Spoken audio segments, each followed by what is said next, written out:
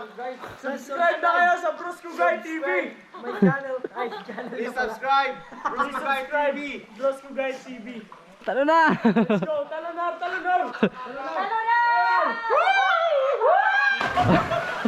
million subscriber yan.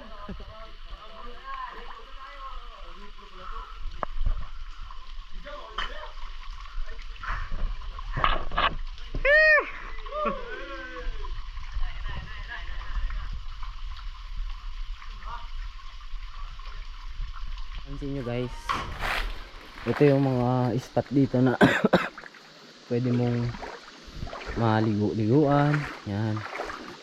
So medyo mababaw na kasi ngayon yung tubig dahil sa dala ng El Nino.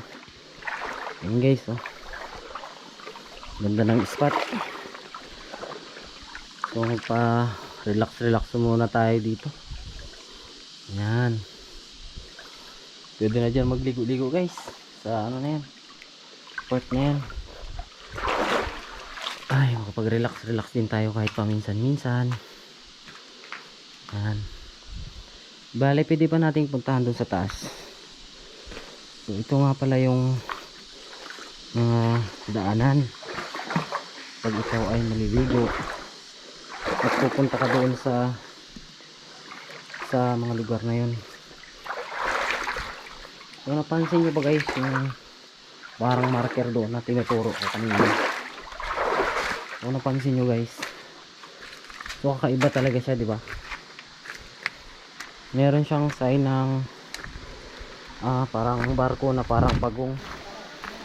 Tapos dito guys, yan, pwede rin tayo dito maligo. May kwento dito na ilan na may nakuha daw dito yung Hapon na kayamanan nung binaba daw nila, parang isang malaking ano daw, baul. Sabi naman niya, humingi siya ng tulong dun sa baba. Ang sabi niya, kasamahan niya raw ay nagdisgrasya, kaya nagpatulong siya na ibaba yung mga gamit nila. Pero nung umakyat daw sila guys, ay wala naman mga gamit na naidala, parang ilan lang. Yan guys, yung lalim, parang mayroong ano dun sa ilalim, butas. Nakakatakot naman sisirin yan guys. Kung sisisigin natin yan, takot ako sa mga ganyan. So akit lang tayo dun sa taas. Sobrang hirap dito guys kung wala kang lakas. So yun guys, grabing sobrang hirap ng dinaanan natin, mataas. Tapos pagdating mo naman dito guys sa taas, ito naman yung pinakabungad nya. Ayan. So meron sanang daanan dun sa kabila, kaso dito na tayo napadaan. So yung dating daanan na yan, malinis yan guys, oh. Yung daanan na yan, kaso ngayon natambakan na ng mga kahoy. Tayo dumaan guys. Ayan, oh. Parang pinaghukayan. Siguro mga treasure hunter siguro dito yung naghukay, na akala siguro nila baka may laman dyan. Butas talaga yan guys, oh. Sinadya talagang hukayin. So hindi ko alam kung ano yung hinukay nila dyan, pero hinukay talaga yan nila. Yan. So napapansin nyo, halos puro mga tambak na kahoy yung nandito, kasi dahil sa bagyong Odette.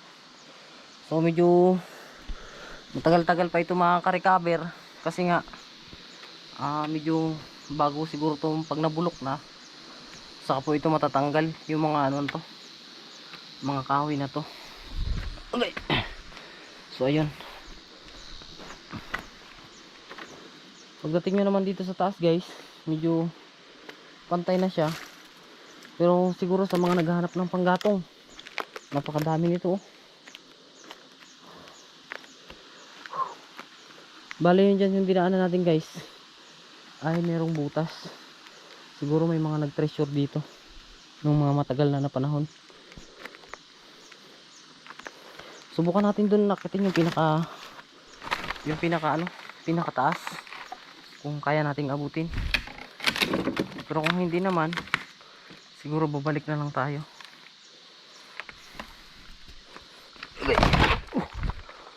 Ingat-ingat lang guys. Medyo masakit yung tuhod ko.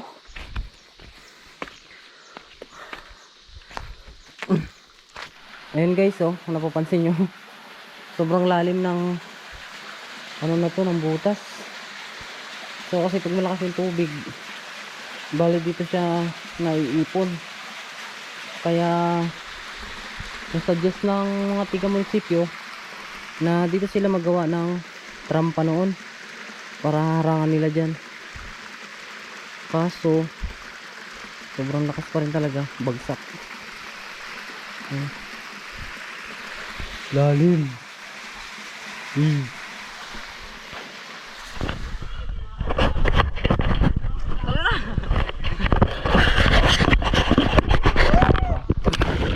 Nakapag yung lugar na to ay balang araw ay maalagaan at ma-develop. Napakaganda nitong tourist spot. Kasi pag ganitong mainit, medyo may kalamigan. Kaya lang bawal talaga siya guys kasi sakop pa ito ng ng ano ang tawag doon? Sakop siya ng endangered species.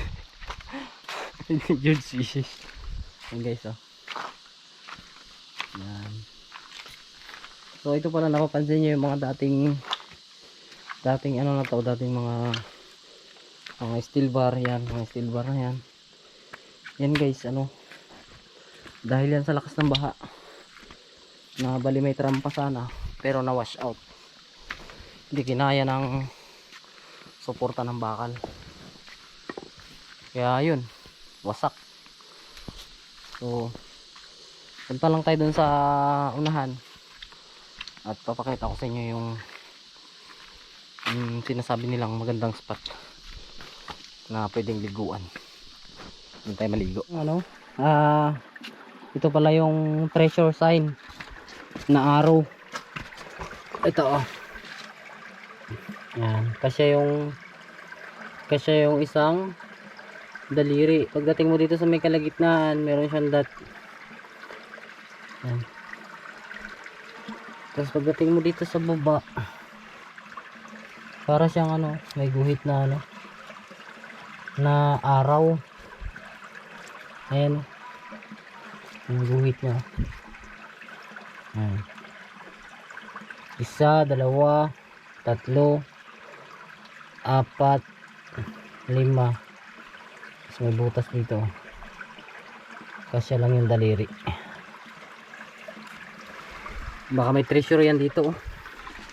Kasi pagdating mo dito sa baba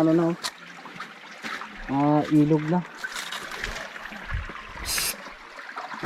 May aso. Yan. Tapos pagdating mo naman dito sa taas, may puno dyan na malaki. Tapos pagdating mo dito sa pinakaibabaw, merong triangle. Ito oh.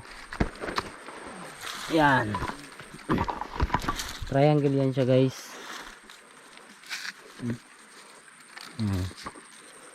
Triangle. Masang pantay na.